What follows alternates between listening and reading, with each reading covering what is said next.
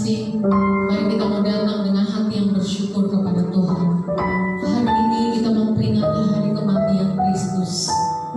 Dan saya percaya, walaupun kita berada di rumah masing-masing, kita mau bersyukur kepada Tuhan.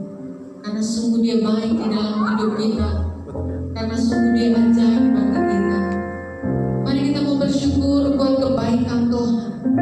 Tidak ada yang dapat kita balas selain pujian dan syukur kita yang kita naikkan kepada Tuhan.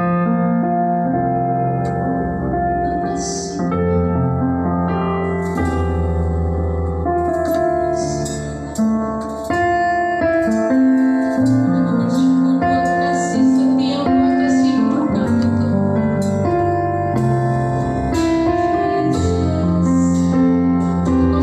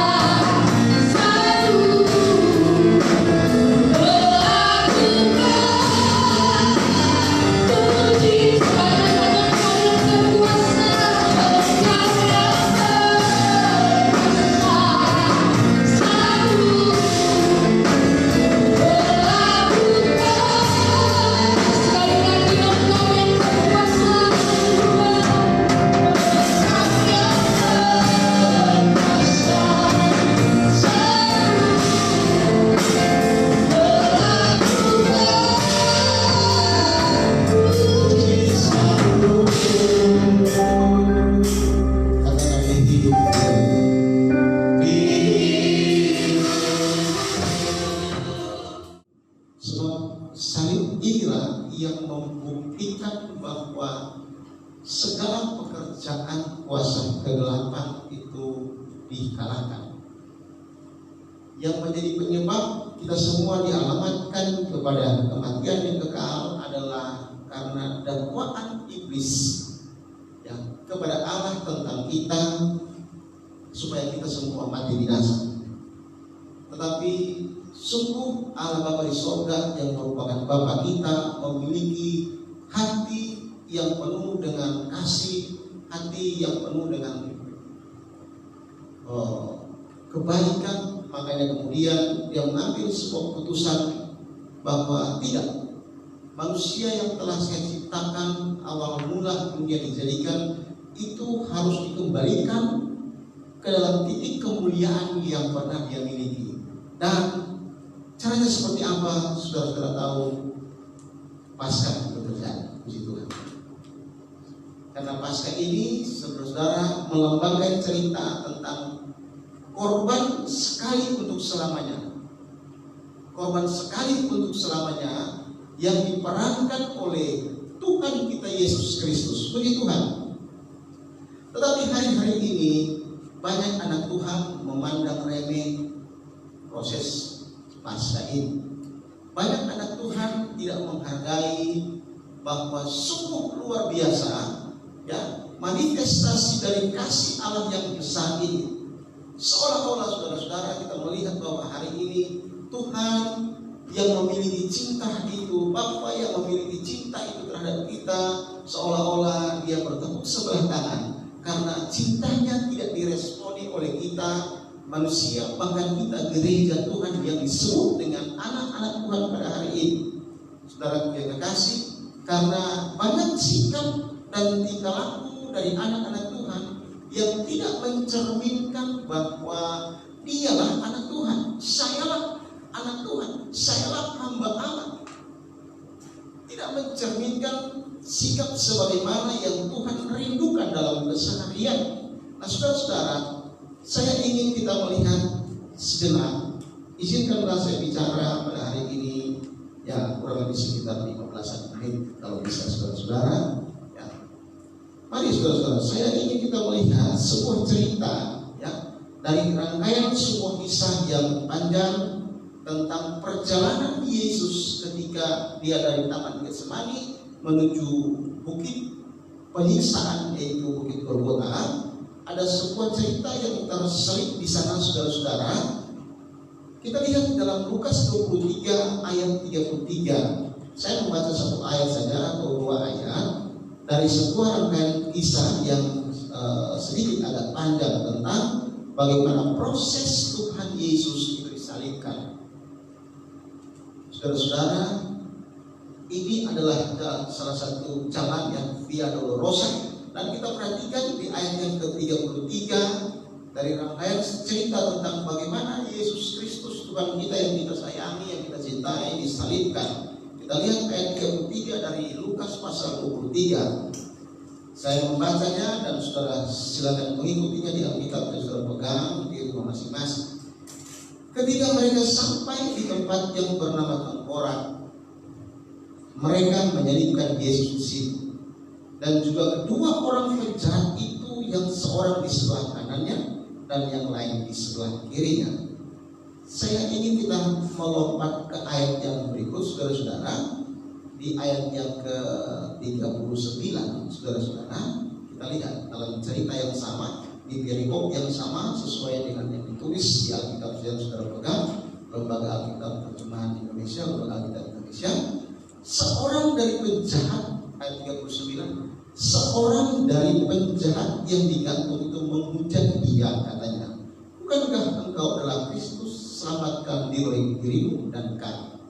Saudara-saudara, dalam prosesi salib atau dalam cerita Yesus menuju ke Bukit Golgota ini, diceritakan oleh Lukas bahwa ada kisah yang terjadi ketika mereka serombongan orang yang besar. Cerita tentang salib Yesus itu cerita yang viral sekali, saudara-saudara, di kota Yerusalem.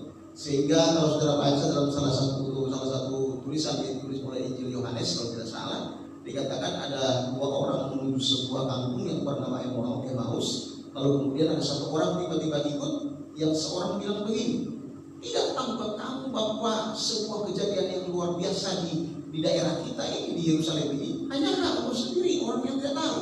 Nah, ini memberikan kesan kepada kita bahwa penyaliban Yesus pada waktu itu merupakan sebuah kisah yang besar dan semua orang tahu, saudara-saudara. Bahkan di dunia berada di timur tengah sana. Karena peristiwa Yesus itu, saudara-saudara, saya percaya bukan cuma terjadi dan didengar oleh orang sekota Yerusalem pada zaman purbakala, tetapi bisa saya sampai ke pusat kota pemerintah dunia pada waktu itu di Roma, saudara-saudara. Karena kita ketahui sahabat Yesus itu bahwa daerah Yerusalem, Yudea, Samaria, dan Galilea itu merupakan provinsi-provinsi yang berada di bawah kekuasaan kekaisaran Romawi, dan pasti peristiwa itu sampai ke sana. Nah, dalam cerita yang dicatat oleh Lukas ini, saudara-saudara, dikatakan bahwa ketika proses penyaliban Tuhan, banyak orang yang mengikuti cerita ini. Ribuan orang mungkin, saudara-saudara. Tetapi dari Lukas pasal yang ke-23 ini, saya membagi dalam dua golongan orang yang besar yang mengikuti Yesus. Saya membaginya begini, saudara-saudara. Kita perhatikan ya. Kita perhatikan. Ada kelompok orang yang mengikuti Yesus, saudara-saudara, yang disebut dengan kelompok orang yang memusuhi Yesus. Orang-orang yang mengikuti Yesus ini, mereka sambil mengebaskan debu, melemparkan batu di sepanjang perjalanan Yesus menuju salib, dan mereka mengutuki. Hei, kamu orang yang bilang kamu akan meruntuhkan bait Allah dan dalam 3 hari dan membangunnya dalam 3 hari. Sekarang lihat, lu salib, lu terkutuk, jadi orang yang terkutuk. Ini kelompok orang yang menghujat, yang tidak menyukai Yesus, dan mereka menginginkan memang kematian Yesus, saudara-saudara. Ini kelompok orang pertama. Jadi mereka mengikuti Yesus, tapi sambil mengutuk, sambil mengucap, sambil menyerapah, sambil menyumpah. Orang mana lu bilang kapok mana? Nah, kira-kira begitu. Jadi golongan orang yang pertama. Tetapi golongan orang yang kedua, ada juga yang mengikuti Yesus, saudara-saudara, dan mereka sangat menyesali diri. Coba kita lihat golongan orang yang kedua ini orang yang mana, saudara-saudara? Mari kita lihat di dalam pembacaan kita ini. Ada satu ayat yang bilang begini, saudara-saudara, ya. Coba kita lihat ayat 49. Semua orang yang mengenal Yesus, di pasal yang sama, semua orang yang mengenal Yesus dari dekat, termasuk perempuan-perempuan yang mengikuti dia dari Galilea, berdiri jauh-jauh dan melihat semuanya ini. Nah, kelompok orang yang kedua adalah kelompok orang yang pro Yesus, kelompok orang yang menyukai Yesus, yang mengikuti di prosesi acara yang terkutuk ini. Karena mereka mau melihat bagaimana proses kematian seorang penjahat, saudara-saudara, seorang penjahat. Dan parahnya, saudara-saudara, kelompok orang yang kedua ini yang menyukai Yesus, yang katanya yang mengenal Yesus, ya, semua orang yang mengenal Yesus, ayat 49 pasal 23, kita perlukas. Semua orang yang mengenal Yesus, tetapi di dalam proses kejadian ini, saudaraku, Alkitab mencatat mereka berdiri jauh-jauh dan nonton kejadian tersebut. Dua kelompok manusia. Yang pertama mereka yang menolak Yesus, yang kedua mereka yang mengenal Yesus. Kedua-duanya ada di dalam prosesi acara menuju kepada kematian Yesus. Saudaraku, cerita tentang kisah dua kelompok manusia ini adalah berbicara tentang kita, anak-anak Tuhan. Saudara, apakah kedua kelompok orang ini bermasalah? Saudara-saudara, kalau mungkin kita bicara mereka yang tidak mengenal Yesus, mereka yang menyumpah serapah Yesus, mungkin tidak perlu kita bicarakan. Karena memang sudah begitu peristiwa ini dan sudah begitulah orang-orang ini. Dan memang belum tentu mereka mengenal Yesus. Belum tentu mereka menyayangi Yesus. Tetapi saudara-saudara, di sini kita lihat ada sekelompok orang yang mengenal Yesus, tetapi dalam proses ini Alkitab berkata mereka berdiri jauh-jauh dan melihat. Mereka hanya berdiri jauh-jauh dan melihat. Menolak Yesus itu kelompok yang pertama. Tetapi kelompok yang kedua, ini sebetulnya yang kita perlu bicarakan. Kita orang yang mengenal Yesus. Kita orang yang mengenal Tuhan. Jemaat semua yang mendengarkan firman Tuhan ini di siaran langsung ini adalah kalian orang-orang yang mengenal Tuhan.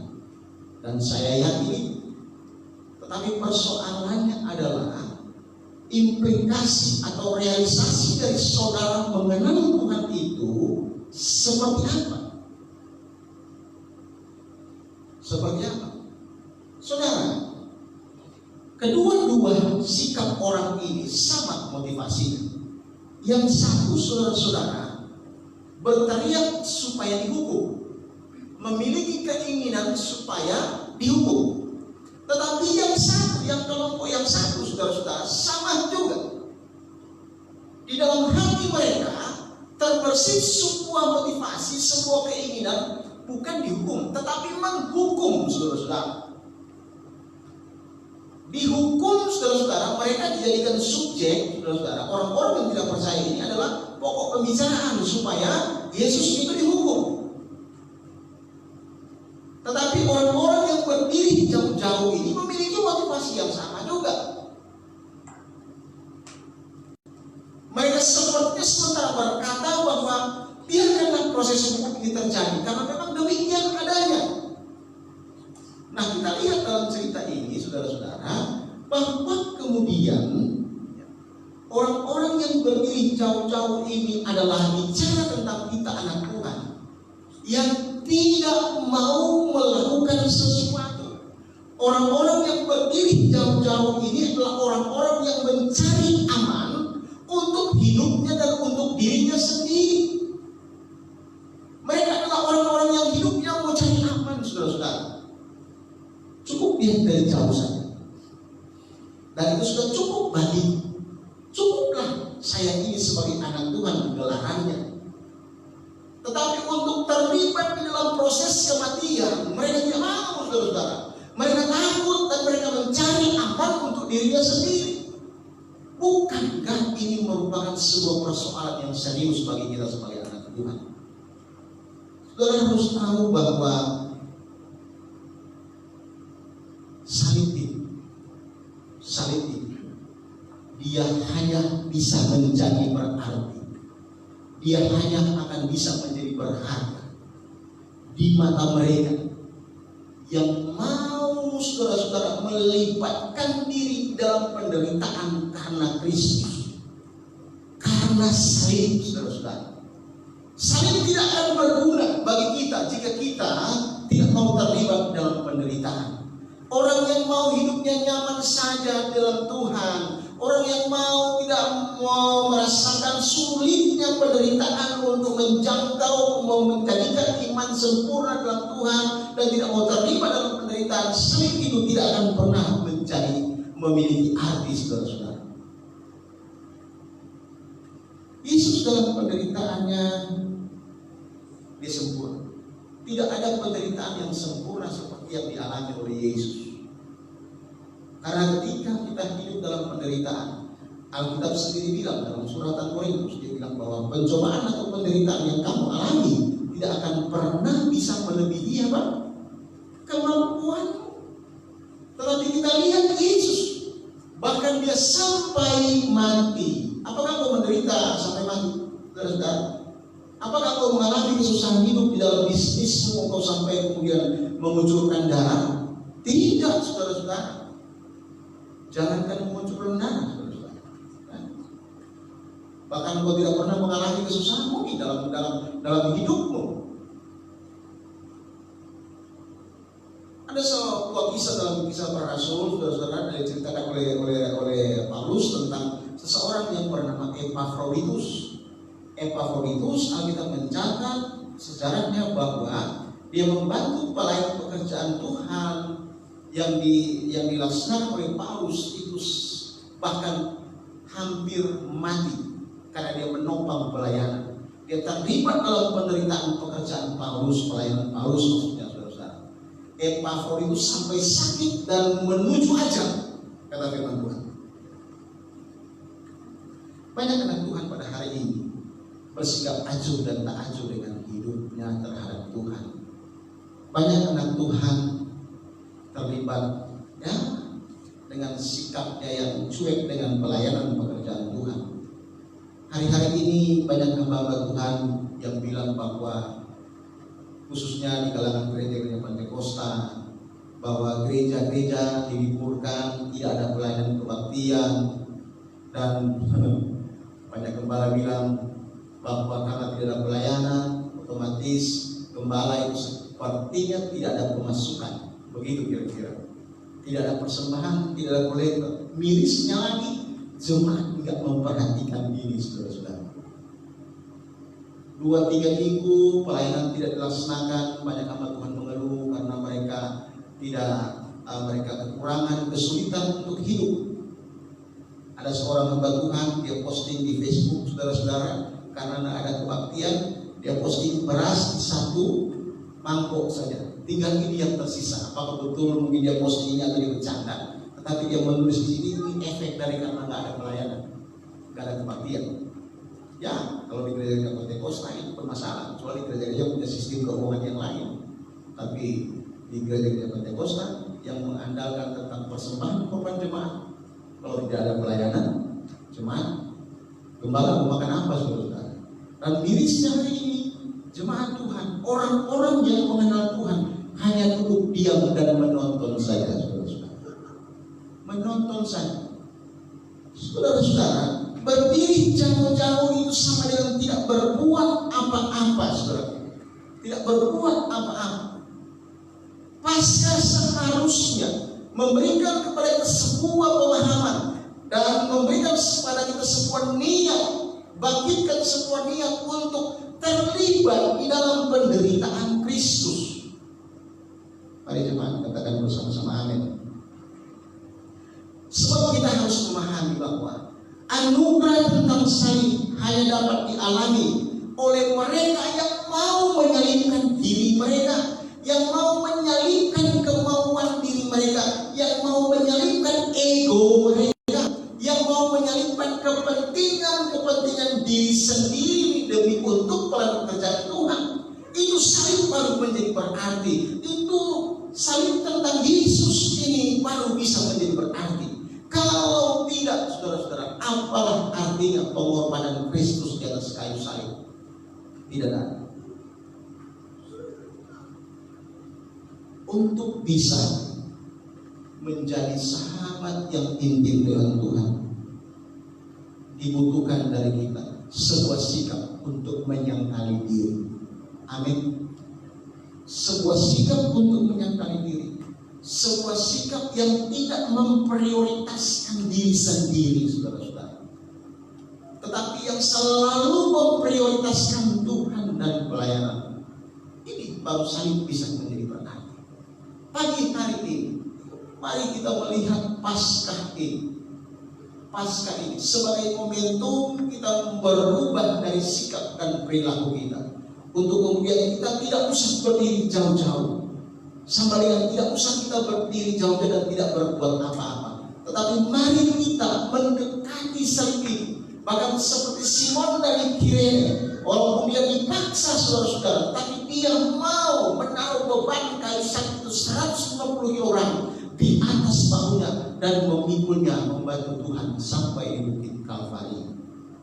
Mari kita mau, saudara-saudara, kita mau memberikan bahu kita untuk memikul penderitaan yang Yesus pikul. Karena sekali lagi saya sampaikan di sini di pagi hari ini dalam firman Tuhan ini, bahwa salib hanya akan bisa berarti bagi kita yang mau menyalibkan diri kita, bagi kita yang mau menerima penderitaan itu sebagai sebuah karunia dalam hidupmu, bagi kita yang mau, saudara-saudara, menyalibkan kebanggaan diri kita. Katakan Jika tidak, maka salib itu tidak akan memiliki arti. Mari pada pagi hari ini, saya percaya firman Tuhan ini memberkati kita. Jemaat Tuhan di rumah, janganlah engkau menganggap ini kesempatan untuk engkau berdiam diri saja di rumah. Saudara-saudara, hari-hari ini adalah hari-hari yang jahat menurut firman Tuhan. Ya, kita tidak diperbolehkan bergereja karena sebuah alasan yang masuk di akal oleh pemerintah. Ya, dan ini kebijakan yang sangat-sangat luar biasa dan baik dari pemerintah, dan kita harus mematuhinya.